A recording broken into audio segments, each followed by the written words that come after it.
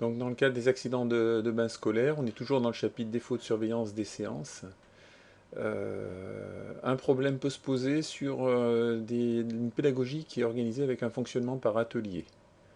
Donc il faut que l'organisation soit cohérente, parce que le fonctionnement par atelier, ça veut dire qu'il y a plusieurs endroits, plusieurs personnes, chacun responsable d'un atelier, et qu'il faut que ça soit bien organisé pour qu'il n'y ait pas de dilution de la responsabilité.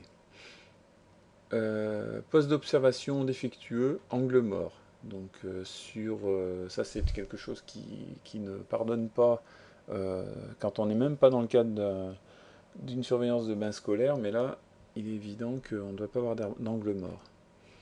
Défaut de surveillance rapprochée, donc la distance aussi du personnel de surveillance par rapport au public a pu être reprochée sur certains procès. Le manque d'attention à la sortie du bain, c'est-à-dire quand les enfants sont sortis de l'eau, c'est pas fini, il y a encore des problèmes de sécurité au bord des bassins, dans les vestiaires éventuellement. Défaut de comptage, ça il est évident que quand on a des groupes d'enfants, il va falloir compter très attentivement et régulièrement. Et défaut d'inspection approfondie de bassin, un bassin qui avait été fermé avec un enfant qui était resté au fond de l'eau. Donc c'est sûr que ça c'est pas très bien vu par un tribunal.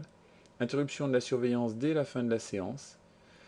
La surveillance, c'est quelque chose qui doit continuer jusqu'à ce que les usagers aient quitté le site de baignade complètement.